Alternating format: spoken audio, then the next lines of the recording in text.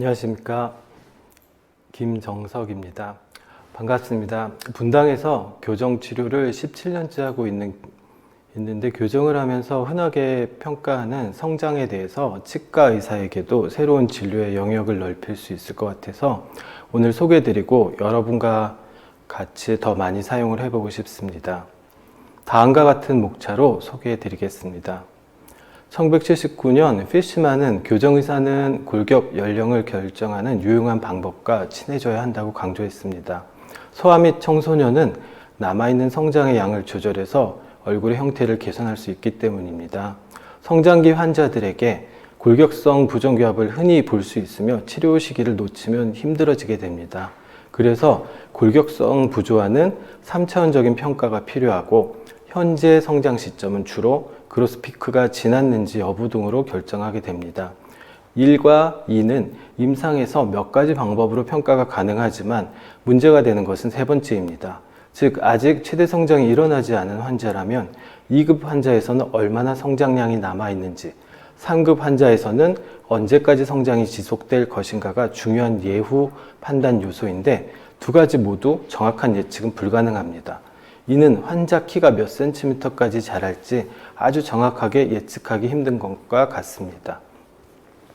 성장평가는 매우 다양한 방법이 소개되어 있습니다. 연대 연령 혹은 역연령은 출생에서 현재까지의 시간 측정으로 개인의 성장 발육 시기를 예측하는데 가장 쉽게 얻을 수 있는 장점 이외에는 유용하지 않습니다.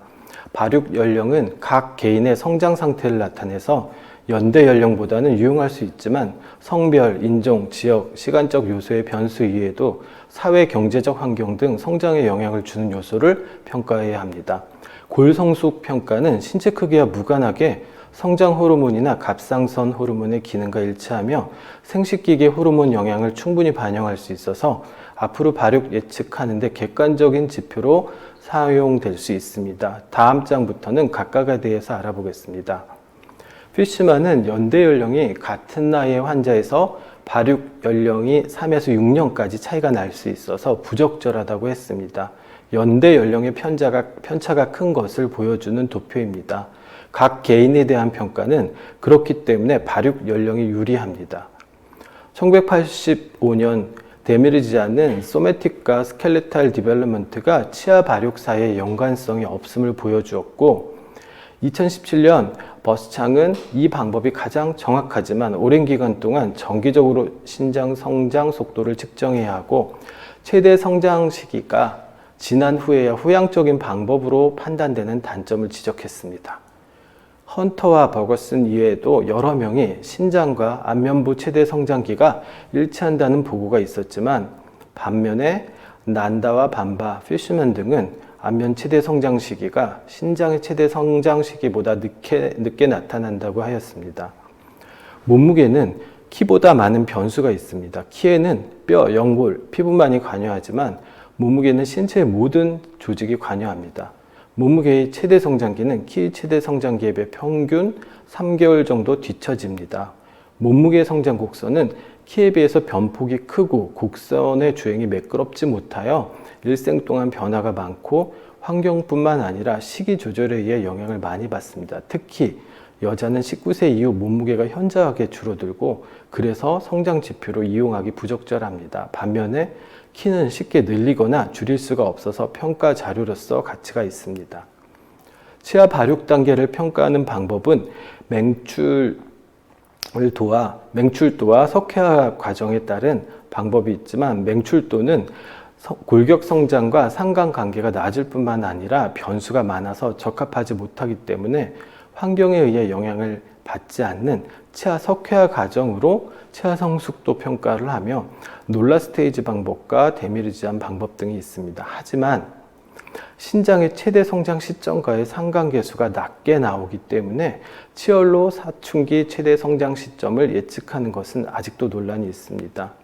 1967년 비옥 등이 발표한 결과는 각 지표들의 성숙 시기를 보여주며 이를 그림으로 나타내면 위와 같습니다.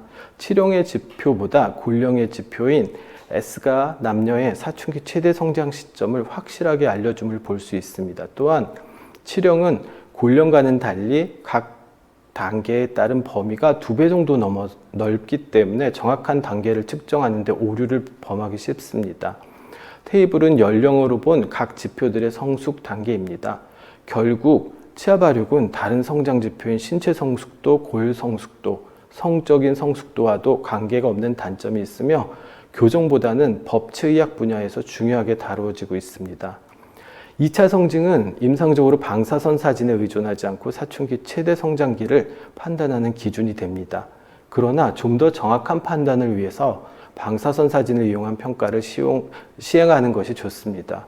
임상에서 2차 성징을 교정의가 판단하기에는 많은 제약이 따르며 초경 외에는 객관적인 평가가 힘듭니다. 초경은 안면골 성장과 상관관계가 매우 크고 다른 발육 지표와도 상관성이 높은 것으로 알려져 있으며 사춘기 최대 성장기가 지난 직후에 시작하는 것으로 보고 있습니다. 사춘기 급성장기의 최고점과 혹은 지났는지는 남자는 변성기와 여자에서는 초경이 성장 피크에 도달했거나 지났다는 것을 의미합니다. 경추골 판정법은 람파르스키가 1970년 석사 논문에서 소개하여 6단계로 성장을 구분한 것입니다. 그는 2, 3, 4, 5, 6 경추골을 관찰하고 핸드리스트와 비교 시 골성숙 평가에 차이가 없음을 밝히고 골성숙도를 6개의 단계로 구분하는 방법을 제시했지만 일반적인 세팔로그램에서는 5번, 6번 경추골 관찰이 어려워서 핫셀은 2, 3, 4 경추의 추체를 이용하여 골성숙도를 평가하는 CVMI를 제시했습니다. 핸드리스트 방사선보다 정교하지는 않지만 별도의 방사선 촬영 없이 세팔로상에서 평가할 수 있는 장점이 있습니다. 주로 세 번째 경추를 중심으로 관찰을 하게 되며 경추 골령 평가를 이용한 가장 주된 적응증은 2급 골격성 문제를 가진 아동의 성장 조절 시기를 결정하는 것입니다. 경추 평가에서 지연된 골격 발육을 보이면 성장 가속은 향후에 발생할 것이지만 불행히도 상급 부정기압 환자의 악골 성장이 성인 수준까지 도달했는지 중요한 요소를 결정하는데 그리 유용하지는 않습니다. 수완부 방사선도 대안이지만 가장 정확한 법은 연속적인 세팔로그램 중첩을 통해서 얻을 수 있습니다. 가브리엘 등이 경추 골령의 신뢰성과 타당성에 의문을 제기했지만 그레이와 레이니 등은 하악 성장에 경추가 좋은 예측인자라는 결론을 주장했고 프라핏 6판에서는 CVM은 관찰자 내 관찰자 간 신뢰성은 매우 좋았고 핸드리스트와 사진과 유사했으며 최근의 전향적인 연구와 리뷰 논문에서도 이 소견을 확인했습니다. 현재 절의 합리적인 요약은 핸드리스트 사진을 이용해 얻은 청소년기 성장 피크에 대해서 추가 방사선의 가치가 없다는 것과 CVM이 연대 연령보다 청소년기 그로스 피크, 그로스 스폿 시기 예측 인자로 더 낮다고 하는 것입니다. 경추 분석의 단점은 경추골 추체 하연의 컨케이버티와 모양 변화의 판별이 주관적이며 두개골 위치에 따라서 겹쳐져 판별이 명확하지 않은 단점이 있습니다.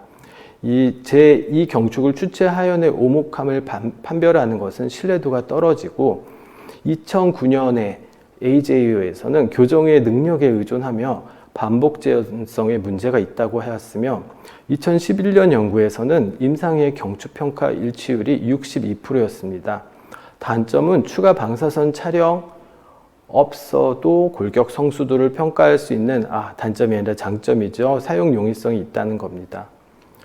핸드리스트 사진의 특징은 골성숙 평가에 신체 부위에서 가장 많이 사용되며 성숙 종료까지 화골 현상이 진행되고 각 뼈의 석회화 개시기 정도 양상이 다릅니다. 방사선 촬영이 간편하고 판독이 용이하고 경추에 비해 우수한 재현성을 보입니다. 출생 18개월 이후부터 평가가 되고 교정학에서는 사춘기 전후 최대 성장기 평가에 유용한 임상적 지표입니다. 핸드리스트 사진으로 각각 골령을 평가하는 방법은 매우 다양하며 이에 대한 소개도 진행을 합니다. 1959년 그릴리와 파일이 1931년부터 42년까지 미국 오하이오주 클레브랜드에 거주한 경제 수준이 높은 백인 아동 대상으로 한 종단적인 연구에서 1000여 명의 방사선 사진으로 태어나서 성인까지 과정을 남녀 각각 30가지 단계의 핸드리스트 사진으로 나눠 표준 아틀라스 사진을 작성했습니다. 사진에는 연대 연령과 골령이 함께 기록되어 있고 특정 아동에게서 가장 유사한 사진을 선택하여 그 아동의 골령을 평가합니다. 그림 맞추기 방식이라서 배우기가 쉽고 소아내분비, 방사선과 의사들이 많이 선호합니다. 장점은 빠르게 판독되며 연도별로 뼈 나이가 설명되어 있어서 아틀라스의 골 연령 간격이 6개월 단위로 나뉘어져 있습니다. 단점은 아틀라스의 표준 사진과 비교해서 골화 속도의 차이로 검진자 간 오차가 크게 발생할 수 있고 아틀라스가 경제적 수준이 높았던 아동 대상이라 발육이 평균보다 조금 빠르게 나오는 경향이 있습니다. 체질적 성장 지연과 사춘기로 성인 예측키가 과대평가될 수 있으며 반정량적인 방법이라 정량성이 낮습니다. 이에 대적하는 게 테나와 화이트하우스, 힐리가 기존 골 연령 판정 이론보다 더 객관적이고 수학적인 배경의 평가 방법을 고안하고 전체 손가락뼈 성숙 상태가 아닌 부위별 개별골에 의한 평가로 개선을 시도했습니다. 1945년부터 58년까지 영국의 중육층 소아 2,600명으로부터 자료를 얻어 62년도에 TW1으로 12개 골 성숙도를 평가해 점수의 총합으로 뼈 부위 골 성숙도를 동일하게 계산했고요. 75년도에 TW2는 TW1의 점수 매기기가 어려운 점을 개선하고 남녀별로 따로 제공해서 20개의 골 부위를 사용했습니다. 2001년도에 TW2를 개정한 TW3로 1990년대 북미의 소아 자료를 추가하고 산업화 영향으로 생긴 조기 성숙과 신장 증가를 반영했습니다. TW1과 2는 RUS 점수에서 골령을 구하고 골 연령으로 성인 키를 예측하였지만 TW3는 RUS 점수에서 골 연령과 성인 키까지 예측하게 됩니다. 13개 뼈 부위 골 성숙도에 따라 골 등급 점수 합산과 해당 골 연령표를 이용해 측정하는데 여기에서 RUS는 레디우스, 울나, 숏본인데 얘네들의 점수는 0에서 1000점까지입니다. 성별, 연대 연령, 초경 유무에 따라 결과가 다르고 4세 이후부터 예측할 수 있고요. 남아는 4에서 9세, 여아는 4에서 6세까지는 예측키가 골 성숙 점수 변수 없이 역 연령과 키만으로 예측키를 구할 수 있게 됩니다. 남아는 10에서 17세, 여아는 초경 전에는 7에서 14세까지, 초경을 하고 나서는 12에서 15세까지는 TW3로 예측 가능합니다. 이렇게 복잡하지만 이게 다 프로그램화 되어 있는 RUS 점수 입력과 초경 여부 등 수치를 입력하면 예측은 쉽게 나옵니다. 그럼 이렇게 TW3가 복잡한 이유는 이전 TW2 등은 장기적인 성장 변화와 사회 경제적인 영향을 배제한 데이터이기 때문에 TW3는 전적으로 RUS 점수의 기초에 성인 키 예측을 하게 되며 10세 이전 남아나 7세 이전 여아는 RUS 점수를 추가해도 예측키 방정식의 결과로 변화를 볼 수 없어서 역 연령으로 예측을 하게 된 것입니다.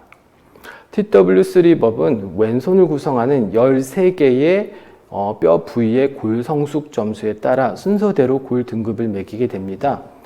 왼손을 사용하는 이유는 대부분의 사람들이 오른손잡이이기 때문에 왼손이 오른손보다 다칠 가능성이 적기 때문이고요. 또 다른 이유는 1900년대 초에 인류학자 회의에서 신체 측정이 신체 오른쪽이 아닌 왼쪽에서 수행되어야 한다고 결정되었기 때문입니다. 물론 오른손으로 측정을 해도 결과 차이가 크게 없다는 연구도 많이 있고요. 지피 방법도 동일하게 왼손을 사용합니다.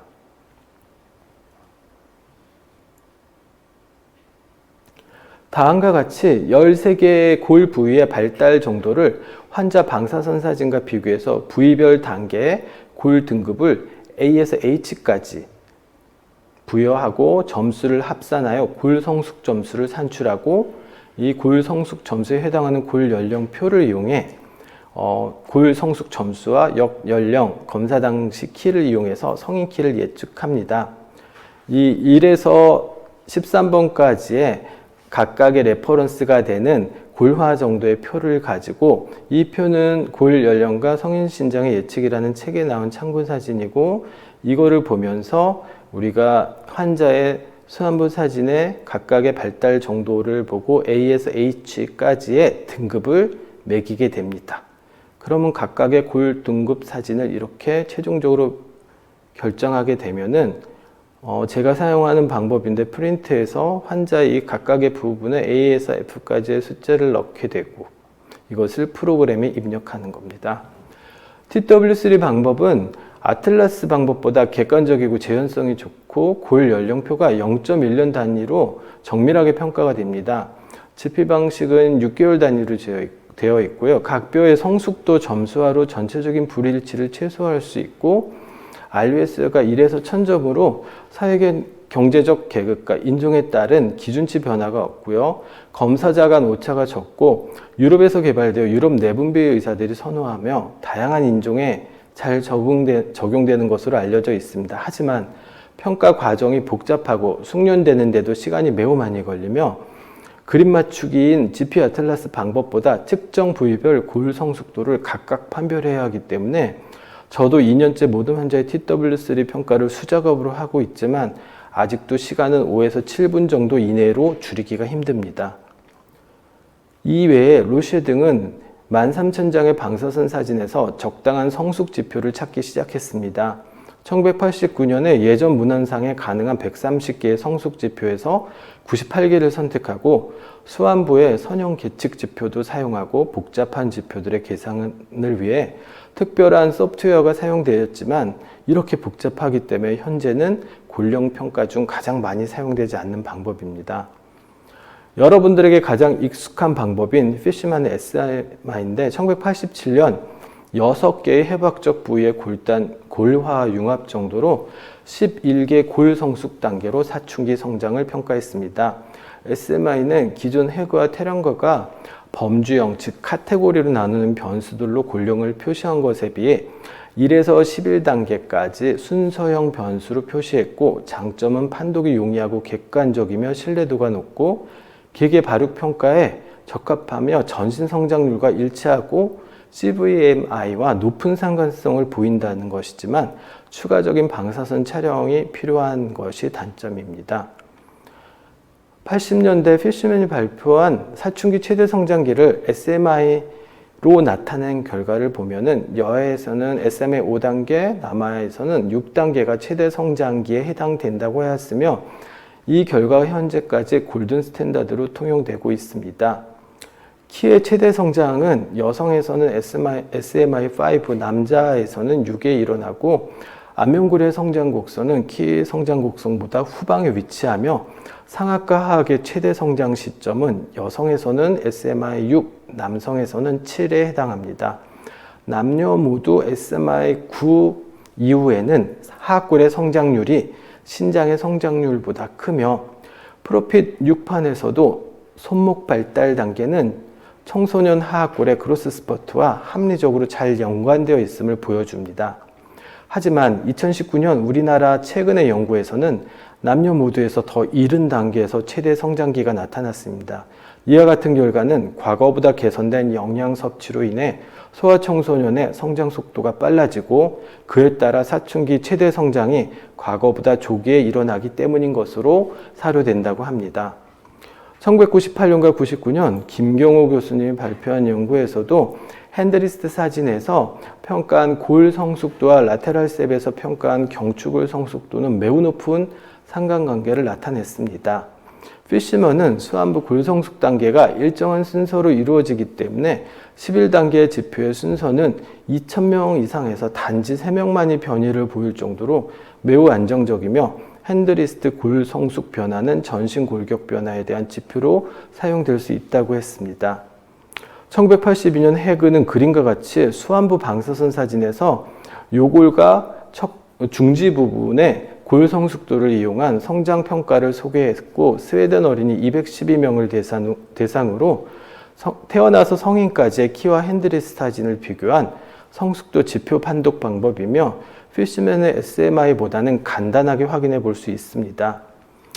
이스라엘에서 개발된 초음파 골령 측정기도 있는데 방사선 노출이 없고 빠르게 결과가 나옵니다. 하지만 아직까지는 정확도에 대한 의견이 분분하며 초음파로 대퇴골두의 관절 연골 두께를 측정해 골 연령을 평가하는 방법도 있고요.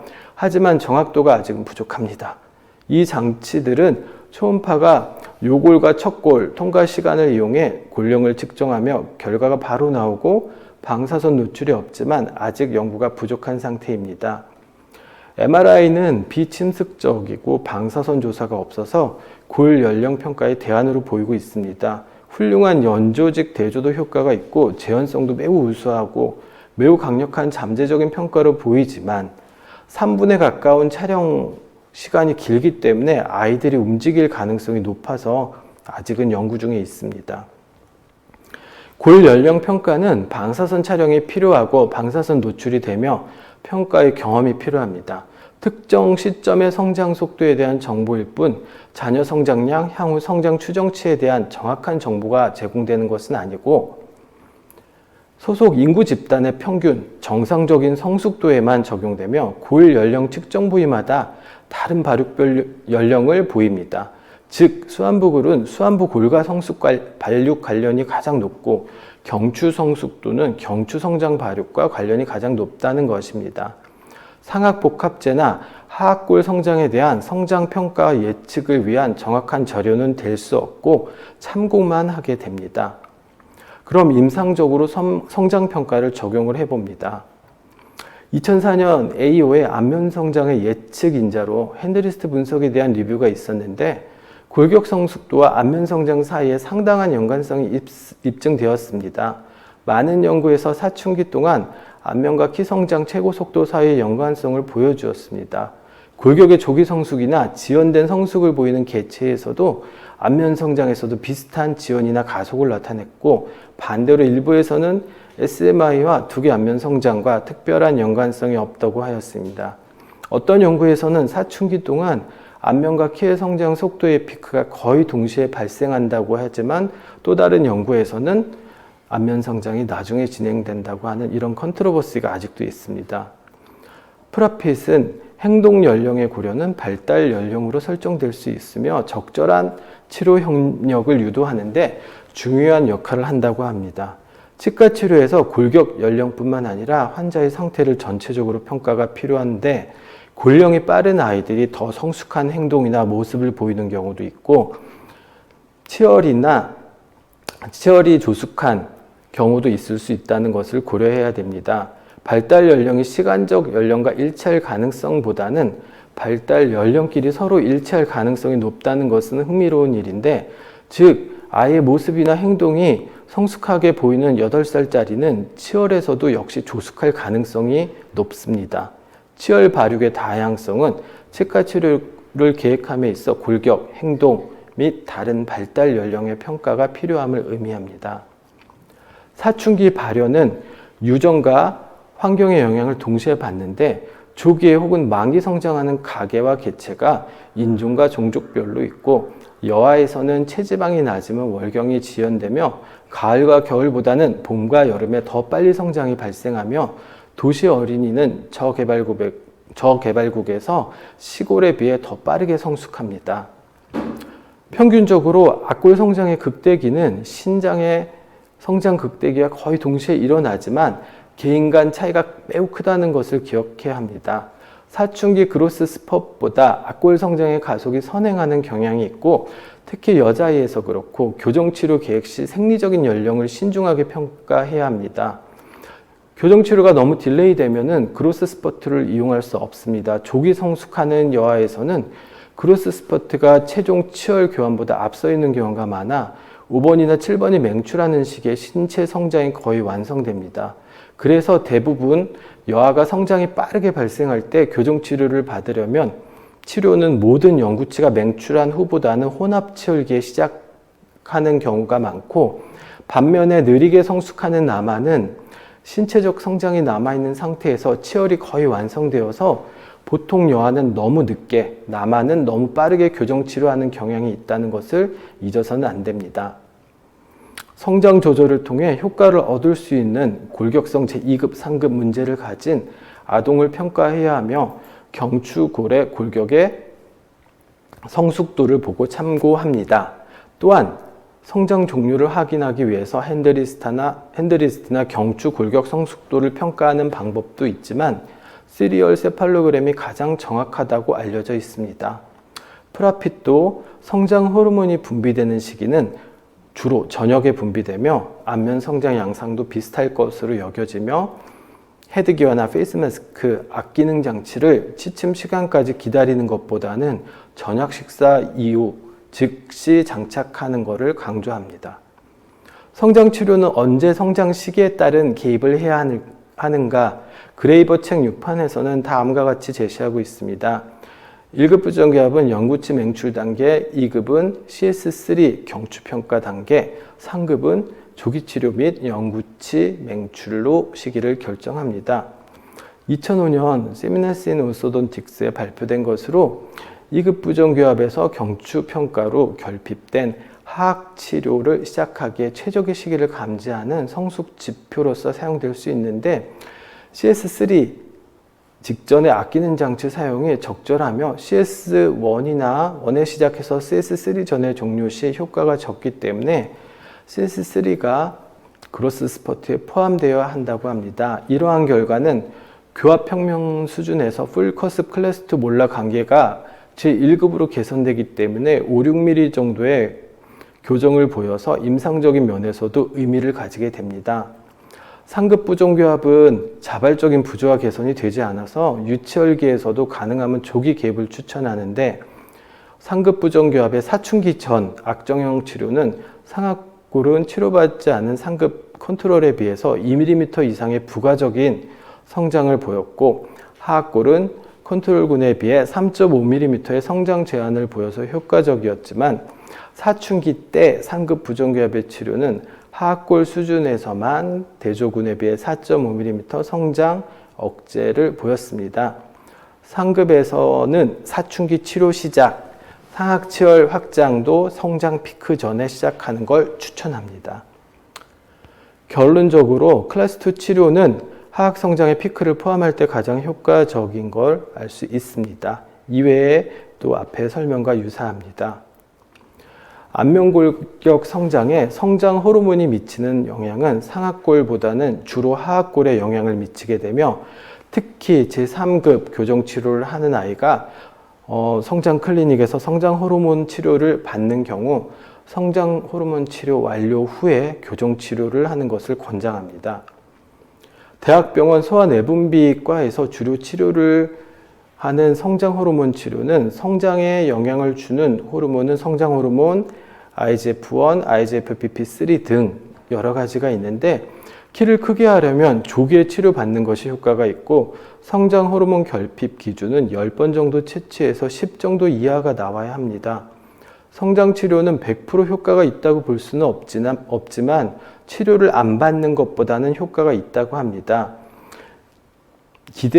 우리가 기대 효과는 1년에 2에서 3cm 정도의 추가 성장을 기대하며 2, 3년간 치료를 받아야 하고요. 성장판이 닫힌 이후에도 주사를 계속 맞으면 안 되는데 계속 주사를 맞으면 말단 비대증이 생길 수 있다고 합니다. 자, 키에 대한 관심은 계속 늘어납니다. 유행과 관심은 시대에 따라 바뀌고 있고요. 사진만 보면은 마음이 아픈 분들이 많습니다. 키와 얼굴 둘 중에 하나를 선택할 수 있다면 우리 교정의사들은 보통 얼굴을 선택하는데 노력하고 있습니다. 사람들은 근데 얼굴뿐만이 아니라 두 가지 다 원하는 세상이 되었습니다. 게다가 세상은 이렇게 바뀌고 있습니다. 2009년 루저설 이후에도 꾸준히 키에 대한 관심은 줄어들지 않았습니다. 어느새 이상적인 배우자는 키가 커야 하며 키 이외의 조건이 좋아도 불리하고 키가 작으면 옆에 있기도 싫어하기도 합니다. 내 키가 작아서 후세를 위해서 큰 사람을 만나야 하고 저도 지금 결혼하지 않았으면은 아마 이 정도 상황에선 결혼하기 힘들었을 수도 있습니다. 다른 아시아인에 비해 키가 커도 우리끼리 안에서는 아직도 더 큰 쪽을 선호합니다. 어떤 연구에서는 키 클수록 부정맥 위협도 크다고 하지만 저희한테 별로 안도가 되진 않습니다. 그렇다면은 이번 생에 나는 더 키가 못 커도 내 아이들은 더 크게 하고 싶은 내 방법만 있다면 시간과 비용을 아끼지 않고 투자할 수 있는 분들이 많습니다. 하지만 성장 클리닉으로 네이버에서 검색을 해보면은 대부분은 한의원들로 꽉 차 있습니다. 일반 MD들이 성장 클리닉을 운영하는 경우는 많지 않고 대부분의 일반 의사들이 성장 클리닉만을 운영해서는 수익률이 떨어진다고 합니다. 다른 치료를 병행해야 하지만 한의원만큼 많은 처벽과 비보험 치료비를 받아낼 수 없는 상황입니다. 대한성장의학회에 성장클리닉 병원 찾기로 서울 지역을 해보면 현재 26개의 병원만 나와 있습니다. 이외에 대학병원에 소아내분비, 소아정형외과 아니면 나머지는 전부 한의원입니다. 대학병원은 예약을 해도 짧으면 몇 주에서 길면 1년 이상의 대기 시간이 필요합니다. 저는 성장평가가 엄청 어렵고 전문적이고 아무나 못하는 것으로 알고 있었는데 검색하다 보니까 아래와 같은 책을 찾았습니다. 테너가 쓴 책을 2005년 30명의 소아과 개원들이 번역한 이 책을 읽어보면서 TW3를 제가 언제 배웠지라고 생각을 했는데 눈에 익은 것을 보고 또 책 안에 있는 첨부 CD에 있는 키 예측 프로그램을 사용해 볼 수 있어서 제 아들의 핸드리스트를 가지고 한번 키 예측을 해보았습니다. 테너 등의 3명의 소아과학자가 개발한 것으로 현존하는 골 연령 판정, 또 성인 키 예측에 가장 권위 있는 이론이라고 할 수 있는데 대한성장의학회에서 이거를 가장 신뢰할 수 있는 성장 분석 방법으로 인정하고 있습니다. 이 책 안에 있는 CD에는 RUS 성장 평가 프로그램이 있고 바탕화면에 깔고 실행하면 됩니다. 이 프로그램은 RUS 점수를 계산해서 성장 평가하는 TW3 성장 예측법으로 환자 키, 초경 여부, 성별과 핸드리스트 엑스레이만 있으면은 뷰노라는 프로그램이 없어도 성장 평가할 수 있는 방법의 하나입니다. 부모의 키나 몸무게 상관없이 평가할 수 있고요. 제가 성장에 대한 관심을 가지게 된 것은 우리 집에 있는 아들이 갑자기 살이 찌면서 성장이 비만으로 가니까 걱정이 되기 시작해서 게다가 외가 쪽 키가 매우 작아요. 외할아버지나 외삼촌이 매우 키가 작기 때문에 집사람한테 대놓고 말은 못하고 몰래 주위에 성장 클리닉을 찾아보았는데 대학병원 이외에는 한의원밖에 없었어요. 그래서 골 연령 책으로 아들의 핸드리스트로 성장평가 예측을 해보았는데 예측이 너무 예상과 달리 크게 나왔습니다. 그래서 정형외과 개원한 후배 병원에 성장을 하는 원장이 있다고 그래서 거기까지 가서 한번 검사를 받아보았는데 근데 거기에서도 예상과 다르게 키가 너무 크게 나와서 그 원장님도 갸우뚱하면서 안 되겠다, 대학병원으로 한번 가보세요. 그래서 진료 의뢰서를 써주고 비만과 지속적인 성장 관리가 필요하다고 했습니다. 검사하는데 엄청 많은 엑스레이를 촬영을 하고 그 결과를 봤을 때 제가 눈에 띈 거는 핸드리스트였죠. 교과서인 치과교정학 2판에 나온 아틀라스법과 테너와 화이트하우스의 핸드리스트 골룡에 관한 내용이 있는 것을 찾았고 이것은 몇 년 전에 전문의 시험 공부 덕분이고요. 3판에서도 그 내용이 있고 4판에서도 신장에 대한 내용이 추가가 되었습니다. 여기에서 성장기 환자가 키가 얼마나 클지 궁금해하는 교정 환자 보호자가 흔하다는 걸 보게 되었습니다. 키는 어떻게 하는가? 미드퍼렌탈 하이트 메소드라고 테너가 엄마 아빠 키 중간에 이제 남자는 6.5를 플러스 여자아이는 마이너스를 해가지고 나오는 유전적 예측키가 있고요. 이거 이외에 카미스 로셰드라는 사람이 하는 굉장히 복잡한 방정식을 이용해서 키를 예측하는 방법도 있습니다.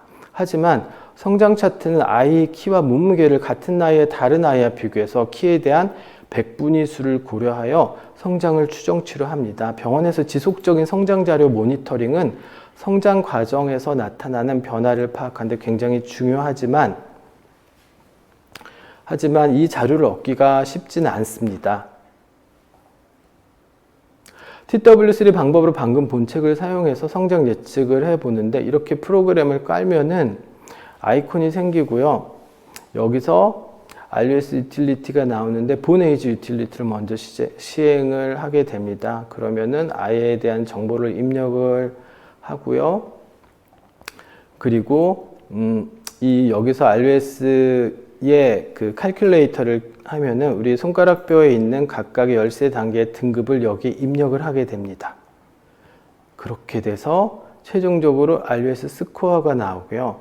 이 스코어를 볼 수 있는데 이 스코어만 가지고는 알 수 없고 옆 프로그램이 또 하나 있는데 이제 키를 예측하는 아이콘을 클릭하면 똑같이 아이에 대한 정보를 다시 입력하고 거기에다가 초경 여부와 RUS 스코어를 입력을 하게 되면 최종 키가 나오게 됩니다. 이렇게 프로그램을 이용해서 키를 예측하는 방법이 있고, 이건 책에서 나온 프로그램이고 소노엠이라는 국내에서 TW3 방식으로 성장 평가하는 프로그램이 나와 있는데 2016년도에 대한성장의학회와 같이 개발된 이 프로그램은 연회비 44,000원, 되게 싸죠. 근데 하나하나 비교하면서 수동으로 골화 정도를 평가하는 수작업 입력 방식입니다. 그래서 이렇게 하면은 리포트가 나오게 되고요. 이런 리포트로 환자한테 보여줄 수 있지만 딸랑 한 장이 나오게 되고, 최근에 이게 올해 5월부터 베타 버전이 종료돼서 진행이 안 되다가 며칠 전에 상용 버전이 나왔는데, 상용 버전은 비용이 올라가서 1년간 88만 원 정도가 필요한데 이제 자동으로 분석할 수 있다고 해서 급히 제가 사용을 해봤는데 역시 치과용 엑스레이는 인식을 못하는 단점이 있습니다. 그래서 아직은 사용하기 힘들고요. 이렇게 소노엠 같이 치과에서 촬영한 핸드리스트의 방사선 사진은 자동 인식과 자체 보정이 되지 않는 단점이 있습니다. 가장 큰 문제는 이 프로그램을 사용할 때 핸드리스트 엑스레이를 메디칼에서 사용하는 다이콘 포맷으로 바꿔야 되는데 이 포맷이 힘든 경우가 있고, 또 우리는 세팔로스탯을 사용하기 때문에 머리 고정 장치인 T바가 핸드리스트에 나와서 이러면 인공지능이 분석하는데 이 T바 때문에 에러가 많이 발생하게 됩니다. 그래서 이 T바를 없애는 방법은 플레이트를 따로 구입을 하거나 T바를 제거하게 방사선 엑스레이 회사랑 상의를 하거나 해야 되고요. 그리고 촬영을 할 때 손목이 많이 꺾어지지 않게 촬영 시 숙련도가 많이 필요합니다. 저도 초기에 뷰누 프로그램 사용하면서 이게 잘 안 돼가지고 뷰누 프로그램에서도 성장 오차가 엄청 많이 있었는데 이걸 개선하고 나서 굉장히 많이 좋아졌습니다. 이 다이콘 파일이 결국은 의학 영상 분야의 표준인데 앞으로의 모든 자동 분석 프로그램은 다이콘 파일을 사용해서 해야 되기 때문에 치과에서 사용하는 핸드리스트도 다이콘 파일로 모두 변환시켜서 해야 되고, 만약에 포맷 변화가 잘 안 되면은 사진을 JPG 포맷으로 인식시키고 이 환자에 대한 정보를 모두 수작업으로 입력해야 합니다. 지금 보여드리는 것은 뷰누라는 성장평가 웹 프로그램을 이용한 자동 성장평가 예측 방법입니다. 이 회사의 서비스는 2018년부터 시작됐고 저도 약 1년 반 전부터 사용했고요. TW3 방법과 다르게 아틀라스 사진과 환자의 사진을 비교하는 GP 방식으로 골 연령을 판정하며 아산병원의 소환자 성장평가 자료를 데이터 학습하였고, TW3와 차이가 나는 것은 부모님 키, 몸무게 평가가 필요하고, 이 프로그램의 장점은 결과지 형태가 환자들한테 굉장히 어필할 수 있습니다. 부모의 키를 넣으면 산술적으로 계산해서 나오는 자녀의 예측 키도 같이 비교할 수 있으며, 촬영 이미지 입력 시 2에서 5초 이내의 결과가 나오고, 환자에게 주는 프린트되는 포맷도 훨씬 더 전문적인 결과를 보여줍니다. 그래서 환자한테 여러분이 간단하게 설명하고 보여드리려면 뷰누라는 프로그램만 사용하면 됩니다. 좀 더 추가적인 비교를 하려면 TW3 프로그램을 사용할 수 있지만 이때는 계산을 하는 단계가 걸려서 10분 이상의 추가적인 시간이 필요합니다. 교정치과에서 성장평가를 하기 위해 키 몸무게를 측정하는 정밀한 신장 계측기가 필요합니다. 초기 투자 비용이 6-70만 원 정도 필요하고, 정확한 캘리브레이션을 원하면 제조사에 연락해서 추가 비용을 들여서 해야 됩니다. 성장 예측은 조사를 해보니까 분당 쪽에서는 한의원 빼고는 전문적으로 로컬 클리닉이 거의 없고요. 정형외과에서 일부 하지만 매우 소수이고 적극적인 치료나 평가가 부족합니다. 대부분 대학병원에서만 하고, 엄마들 카페나 성장기 아동의 부모 의견을 들어본 결과 대학병원으로 평가 및 치료를 고려하고 있는데 분당은 최소 1에서 6개월 정도의 예약 대기 시간이 필요하다고 합니다. 한의원은 많지만 많은 어머니들이 가지 않고요. 치과에서 평가하는 목적은 성장 평가하는 손가락 방사선 사진에서 키 예측을 도출할 수 있기 때문입니다. 게다가 성장기 교정치료 받는 환자 부모님의 적극적인 요청도 많습니다. 현재 치과에서 성장 평가를 하는 곳은 제가 시작하기 전에 인터넷에서 검색해 보니까 예2랑 치과가 먼저 평가를 하고 있으셨습니다. 성장 예측은 통계에 근거한 예측이라 턱의 크기 성장과 같이 키의 성장의 예측도 정확한 것이 아니라는 것을 환자에게 반드시 사전 고지하고, 우리가 하는 역할은 실제 임상 연령과 골 연령 사이의 차이가 2, 3년 이상이 되는 경우는 성장 호르몬 분비에 문제가 있을 것으로 판단하여 주위의 대학병원 성장 클리닉으로 의뢰하는 것입니다. 메디칼에서 먼저 사용을 했기 때문에 메디칼 쪽에서 찍는 손가락 사진은 해상도가 우리가 찍는 것보다 월등하게 높습니다. 그래서 인공지능이 훨씬 더 정밀하게 평가하게 되는데, 덴탈 엑스레이에서도 KVP를 높여서 해상도가 최대가 되도록 조절해서 촬영을 해야 되고, 손목이나 손끝 부분이 휘어지거나 꺾여지면 평가 오차가 발생할 수 있기 때문에 철저하게 숙련을 해야 됩니다. 다음과 같은 성장 리포트를 출력하여 환자에게 드리면 성장에 대한 설명을 우리가 편하게 할 수 있습니다. 설명서 안에는 다양한 읽을 정보와 컨텐츠가 있습니다. 여기 보면은 실제 임상 연령과 골 연령, 그리고 예측키, 이거는 유전적 예측키고 현재의 상태에서의 백분위수에 어느 정도 되는지, 그리고 이 우리나라의 성장 2017년도 성장 곡선에서 어느 단계에 있는지, 그 이외에 현재 우리 아이의 찍은 사진과 우리가 필요로 하는 환자한테 교육해야 한 정보들이 다양하게 읽기 쉽게 나타나 있어서 이 자료를 드리면 되고요. 다음과 같이 뷰노를 이용한 골령 평가를 해보면은 저희가 사용하는 엑스레이에 있는 파일, 핸드리스트를 다이콘 파일로 변환을 해서 따로 저장을 하고, 뷰노 프로그램은 크롬 기반으로 되기 때문에 크롬에서 뷰노에 들어가서 웹 기반으로 된 아이디와 패스워드를 입력하고, 이 상태에서 우리 컴퓨터 네트워크에 있는 측정하려고 하는 환자의 다이콘 파일을 찾아옵니다. 그러면은 환자의 정보가 입력이 된 상태에서 어널리시스를 입력하게 되면은 환자의 핸드리스트를 자동으로 분석하면서 중요한 그 골단 평가 부분의 색상이 눈으로 나타나고, 가능성이 높은 부분부터 퍼스트, 세컨드, 서드로 이렇게 아틀라스와 가장 유사한 쪽과 비슷한 부분으로 나오게 되고, 보통은 이제 가장 가능성이 높은 퍼스트를 선택하여 결정하게 되면은 환자의 골 연령이 결정이 되고, 그리고 방금 실행한 환자의 리포트를 클릭하면 이 환자의 키와 몸무게, 부모님의 키를 입력하여 서브미트를 클릭하면은 최종적인 키가 나오게 됩니다.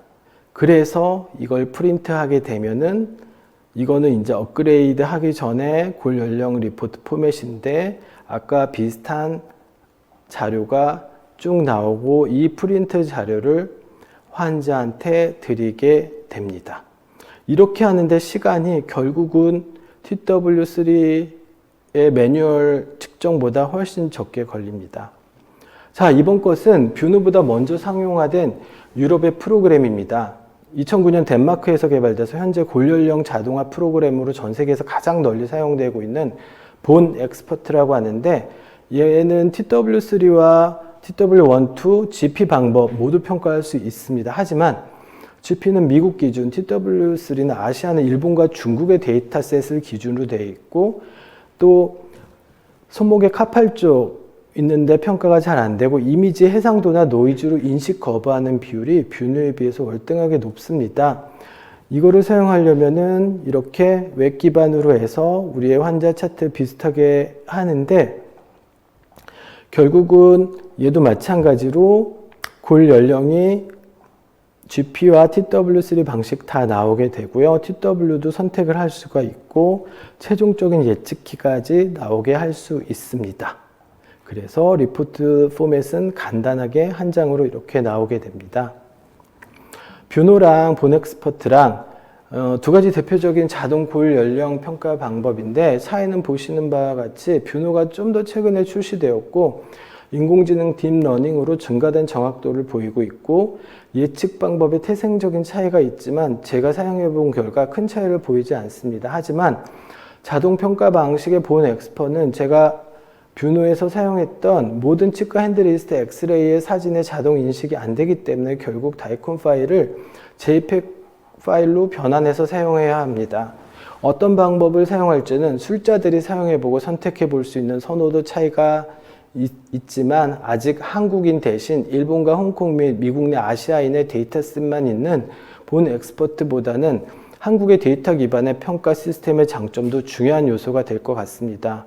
본 에이지에서 골 연령 7세 이하의 경우 BP 예측에서 리타디드 환자의 성장률만 제공이 되어 해당 케이스는 적을 것으로 예상되기 때문에 만 7세 이상부터 계산이 되도록 설정이 되어 있습니다. 이건 좀 새로운 건데요. 2019년도 12월에 소개된 방법인데 2013년부터 현재까지 지자체 및 공공기관과 연계해서 우리나라 성장기 아동 기준으로 7년간 2200만 건의 항목별 주기적인 생차 데이터를 이용해 빅데이터 분석 기법과 AI 기술을 사용한 성장 검사 방법입니다. 아직은 소아과 15군데에서 테스트 중이고 올해 12월부터 본격적으로 사용되기 시작할 것이지만 관련된 자료가 부족하고 게다가 사용 비용이 매우 고가입니다. 2017년 질병관리본부에서 소아청소년 성장도표를 발간했고 이 기준으로 한국인은 현재의 성장 상태를 파악할 수 있습니다. 제 아들의 키 성장을 이렇게 성장 곡선에 대입해 본 결과인데 교정과와 성장의학 전문의들은 이 곡선이 그 어떤 것보다도 매우 중요하다고 하며 항상 키를 기록하여 대입하는 것을 강추합니다. 여기 눈에 익은 이름도 볼 수 있습니다. 아페이지와 같이 성장의 누년적 변화를 보려면 키와 몸무게를 정기적으로 측정해야 하지만 항상 부모님들은 잊곤 합니다. 하지만 학교에서 신체 검사를 한 결과는 아이 학교 성적표와 생활 기록부를 인터넷으로 부모가 볼 수 있는 나이스 시스템으로 접속하면은 이 결과를 볼 수 있습니다. 그래서 환자 보호자에게 항상 성장 상태 기록을 하면서 혹시 정확하게 모르는 경우는 이 자료를 참고해 연속적인 성장 변화를 비교해 보라고 합니다. 성인 예측키 판정 시 이렇게 결과가 나오지 않는 이런 경우가 있는데 이런 경우는 이제 우리가 종료되는 성장의 예측 성장에 대한 프로그램을 이용해서 사용하면 많이 극복할 수 있고요. 중요한 거는 골 연령과 신체 발달은 100% 일치하지 않고 특히 남자아이 같은 경우는 사춘기 중반 이후부터는 골 연령의 급속한 가속화가 관찰이 되고요. 우리가 보통 하는 예측은 정상 분만에서 정상 성장을 가지고 있는 아이한테 가장 적용도가 높습니다. 그리고 성조숙중이 요즘 많이 발생하지만 초등학교 2학년 전까지의 아이의 그 골령과 임상적인 증상을 판단하는 게 중요하고요. 그리고 대체적으로 해보니까 TW3가 GP 방법보다는 약간 예측키가 크게 나옵니다. 그러면 과연 이런 성장 예측이 우리에게 어떤 도움과 영향을 줄 수 있는지 보는데 올해 1월 SBS 스페셜에 방송된 키 영양제 효과에 대한 내용인데 문제가 되고 있는 것은 유명한 키 영양제 회사들이 판매하고 있는 이 제품의 원료가 환기 추출물이라고 하는 건데 이게 3개월에 3.3mm 더 큰다는 실험으로 식약처가 키 크는 신물질 허가를 해준 것이 문제가 되어서 재실험을 했더니 6개월 재실험을 했더니 오히려 키 크는 수치가 줄어들었다고 합니다. 그래서 3개월에 3.3mm가 6개월에는 2.9mm 성장한 걸로 나왔기 때문에 내용을 보면은 1개월에 1mm 이하로 거의 무의미하게 컸기 때문에 키가 크는 성분이라고 주장하기 어려운 수치입니다. 자, 이렇게 이 동영상은 종근당의 아이컷 CF인데 부모 입장에서 보면은 당연히 마음이 찡하고 키를 크게 하고 싶은 자극을 받을 수밖에 없습니다. 키가 안 크게 되면 부모로서 양심의 가책을 많이 느끼게 되죠.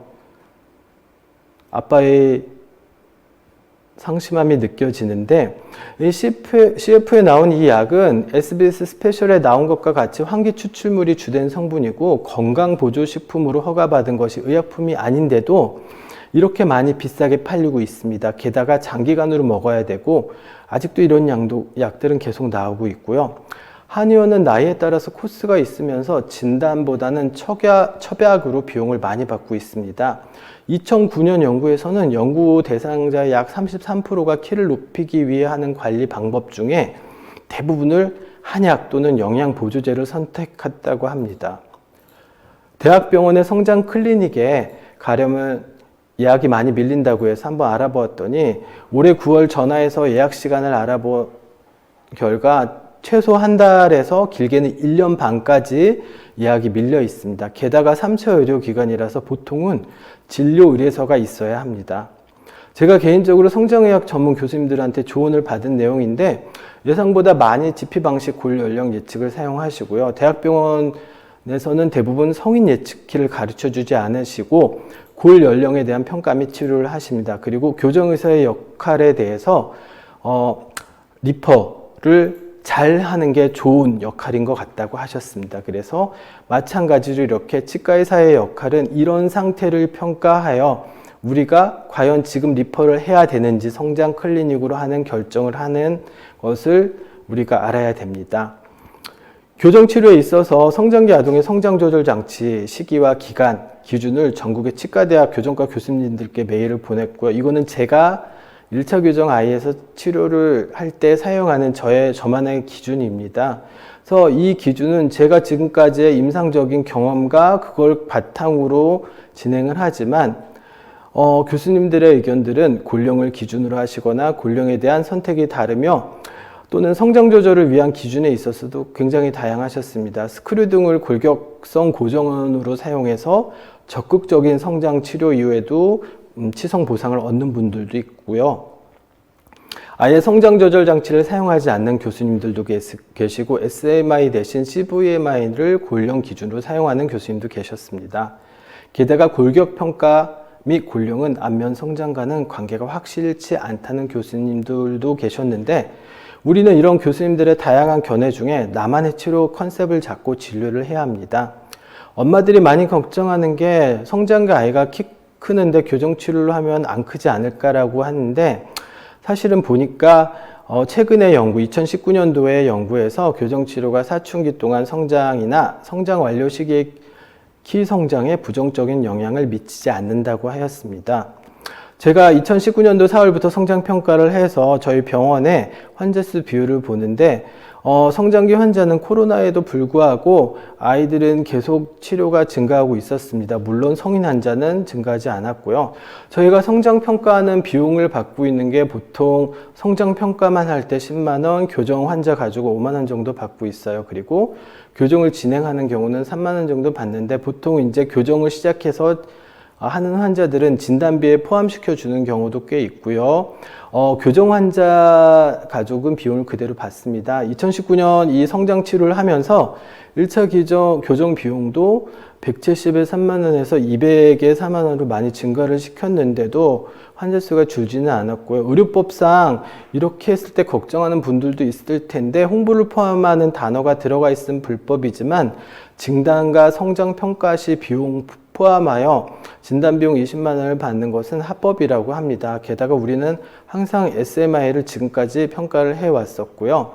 그래서 이런 다양한 골 연령 평가 방법은 책만 가지고 했을 때는 책값밖에 안 들지만 본엑스퍼트라고 이 덴마크산 거는 한 케이스당 10유로 정도가 필요하고요. 우리가 지금 보고 있는 뷰노 매드 본 에이지는 한 케이스당 9,900원, 소노엠에서 사용한 TW3 방식은 1년 동안 88만 원이지만 이거는 자동 평가가 됐을 때 이렇고 지금은 너무 수동 평가이기 때문에 비용이 비싸고요. GP바이오가 제일 비싼데 얘는 한 케이스당 6만 5천 원이 필요합니다.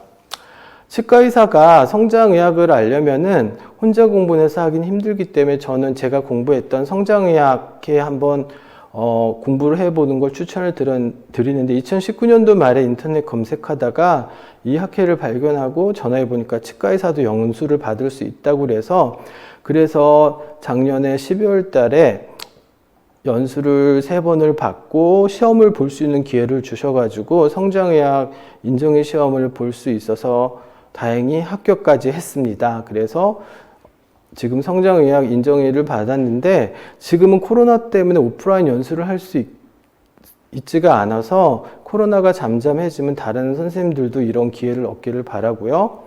저는 개인적으로 환자한테 성장 결과를 설명드릴 때 해그의 이 곡선을 이용해서 설명을 드립니다. 그래서 현재의 성장 상태가 어느 정도이고 그리고 교정치료에 대한 걸 설명하면서 그 최종적으로 마지막에 이제 아이에 대한 키까지 설명을 드리고요. 이게 제가 드리는 전체 양식인데 이게 이제 본회의지고 이건 TW3인데 이거 리포트 폼만 이걸로 하고 제가 수동으로 해서 여기에 입력을 하는 이런 쪽으로 환자한테 리포트를 드리고요.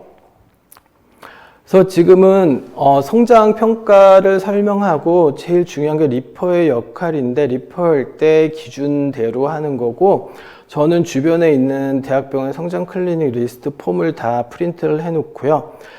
미리 이 환자가 성장에 문제가 있다면 진료 의뢰서를 써놔가지고 환자한테 대학병원 성장 클리닉에 가서 좀 더 정밀한 평가, 필요하면 치료를 받아보도록 권장을 합니다.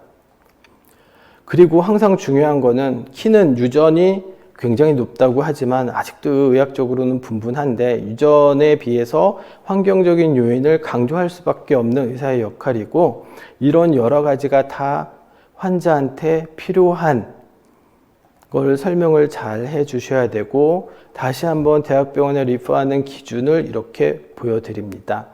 앞으로 치과 쪽에서 성장평가를 하는 거는 수동평가의 단점을 자동평가로 변환해서 정확도를 증가시키고 시간도 감소시키고 오차도 줄이려고 합니다.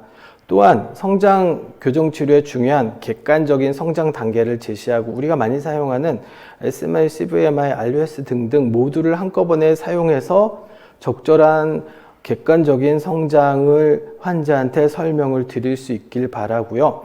환자가 원하는 키 성장 정보와 교정의사가 원하는 객관적인 교정 시기와 예후에 대한 정보를 얻으면은 나중에 교정 환자 수요 증가 또 교정 환자 가족의 관심 증가를 유발하여 성장 교정의 수요 증가를 확실히 얻을 수 있지 않을까 합니다. 지속적인 키 성장 평가를 치과에서 할 수 있다면 치과에 정기적으로 내원하여 최적의 교정 치료 시기를 추천할 수도 있고 대학병원의 성장 클리닉에서는 알려주지 않는 성인 예측키와 이 자료에 대한 다양한 설명을 해주면은 좀 더 도움이 될 것 같습니다. 이렇게 성인 예측의 인종적인 차이가, 성장 예측의 인종적인 차이가 있는데 한국에서 여러 가지 연구를 해보니까 결론은 TW든 GP든 여러 가지 연구해보니까 우리나라의 아이들에 사용할 수 있을 만큼 아직은 적합하다는 결론을 보여주고 있고요. 이번 교정학회에 제가 9월까지 성장평가한 환자들 500명 대상으로 세팔로와 핸드리스트 같이 해서 SMI, CVMI, TW3, RUS 스코어에 대한 상관관계를 연구해 봤더니 매우 높은 상관관계를 얻었고요. 이렇게 비슷한 관계를 얻을 수 있었습니다. 결국 지금 우리가 과학과 하드웨어 이런 발달로 모든 이 프로그램이 인공지능과 기계학습, 딥러닝으로 되는데 지금 우리가 사용하는 이 프로그램 자체가 이거를 이용해서 하는 거고 앞으로 인공지능과 딥러닝을 이용한 이런 프로그램이 우리 치과 쪽 영역에서도 많이 사용할 수 있고 추가적으로 더 많은 데이터를 얻을 수 있다면은 좀 더 객관적인 치료를 할 수 있으면서 우리는 빨리 이런 최신의 사항을 받아들일 준비를 해놓고 임상에 적극적으로 활용할 기회가 오기를 기다립니다. 경청해 주셔서 감사합니다. 잠시 후 이어서 Q&A 세션을 진행하겠습니다. 질문이 올라왔는데요. 이 소프트웨어로 교정의 시작 기간이나 교정 기간을 추측할 수 있나요? 했는데 사실 지금 뷰노에서 개발한 프로그램은 GP 방식의 프로그램이라 골 연령에 대해서 알 수가 있고요. 이 골 연령이 결국은 우리가 사용하는 스켈레탈 에이지, 환자에 있어서 연대 연령이 아닌 발육 연령으로 볼 수 있다면은 좀 더 정확하게 특히 사춘기의 최대 성장 피크 또는 클래스 3 환자에서의 사춘기에서 어느 정도 성장이 종료되는 시점 등등을 평가할 수 있지만 단 하나의 이 뷰노에서의 GP 방식의 골 연령뿐만이 아니라 아까 보여드린 것처럼 SMI나 CVMI 같은 다양한 우리가 사용할 수 있는 치과 쪽에서 사용하는 것과 같이 조합해서 봐야 될 것으로 봅니다.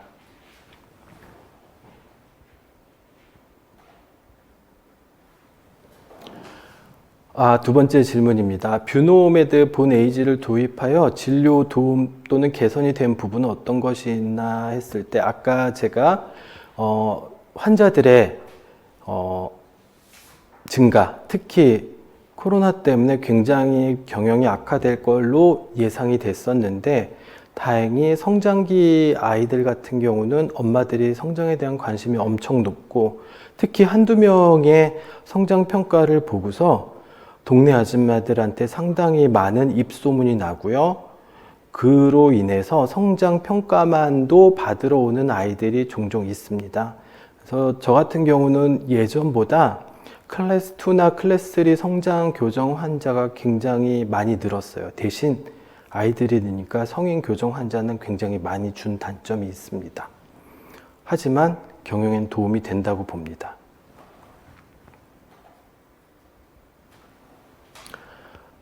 세 번째 질문인데요. 뷰노에서 예측된 최종 신장은 직접 성장이 완료된 환자들을 보셨을 때 어느 정도 일치하는지, 현재 키와 최종 키가 많이 차이 나지 않을 때 클래스 3 환자의 치료 시작 시기를 결정하는 것도 성장 클리닉 의뢰 기준 다양하게 있는데요. 일단은 예측 키는 차이가 납니다. 그런데 초기에 예측하는 것보다 성장 피크가 지나면은 좀 더 정확도가 올라가게 돼요. 그래서 최소 여자들은 초경, 그리고 남자들은 변성기가 왔을 때 그 이후의 예측은 점점 정확도가 올라가지만 그 전은 정확도 차이가 좀 떨어지는데 아까 보여드린 논문에서도 한국인에서 이거에 대한 예측 검사를 해봤더니 어느 정도 한 3.5cm 정도의 예측 차이가 있다는 논문들도 여러 개 나왔습니다. 그리고 현재 키랑 최종 키가 많이 차이 나지 않을 때 클래스 3 환자의 치료 시기 결정은 저는 좀 더 보수적으로 하는데요. 최소 키가 1년에 0.5cm 이하로 자라는 것을 확인하고, 그리고 SMI나 CVMI 플러스 골령까지, 골령 중에 TW3 RUS 스코어가 1000이 된 이후에도 저는 개인적으로는 골격 성장, 신체 성장에 비해서 하악골 성장이 더 후행한다고 생각하기 때문에 최소 6개월에서 1년 정도는 더 기다려보고 치아의 배열 시기를 잡습니다. 물론 골격 성장 시기는 성장 피크 전에 잡는 걸 목표로 하고요. 그리고 성장 클리닉 의뢰 기준은 아까 제가 3번 정도 강조해서 했는데 지금 강의 들으시는 분들한테는 제가 이 의뢰 기준과 여러 가지 자료를 보내드릴 거라서 그걸 보시면 도움이 되실 거고요. 역 연령과 골 연령의 차이가 큰 경우가 있는데 되게 많습니다. 생각보다. 그리고 보통 6개월이나 1년 단위마다 성장 평가를 했을 때도 들쑥날쑥한 경우가 상당히 많은데 성장의학회에서 권장하는 거는 최소 3번 이상 연속적으로 해서 그거의 평균으로 역 연령과 골 연령 차이의 기준을 우리가 평가를 하자라고 합니다. 그래서 그거를 기준으로 보시면 가장 좋을 것 같고요. 특히 대학병원에 의뢰할 때는 저는 수작업으로 하는 TW3보다는 자동화된 GP 방식의 뷰노 본 에이지를 사용하여 거기에 골 연령 차이가 큰 경우는 이 자료를 가지고 대학병원에 의뢰를 하는데, 왜냐하면 교수님들이 GP 방식을 많이 사용하시기 때문입니다.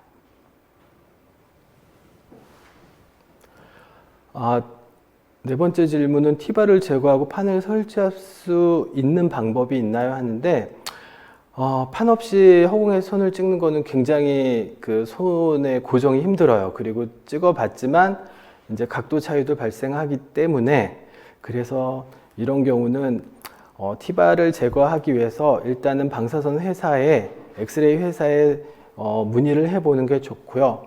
지금 뷰노 측에서 치과 쪽에서 이 티바가 있는 거를 없애기 힘들기 때문에 지금 이 티바가 있는 상태에서도 인공지능이 판독을 할 수 있게끔 지금 개발 중에 있다고 합니다.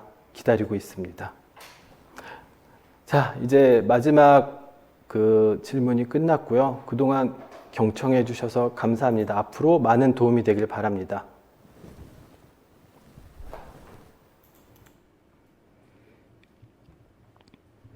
유익한 강의를 해주신 김정석 원장님께 감사의 말씀드립니다.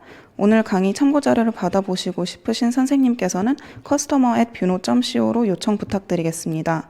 뷰노메드 보네이지 제품 무료 데모를 희망하신다면 카카오톡 아이디 올소마트 또는 1566-2854를 통해 신청 부탁드리겠습니다. 많은 관심과 참여에 감사드리며 항상 건강 유의하시길 바라겠습니다. 남은 하루 활기차게 보내시길 바랍니다. 감사합니다.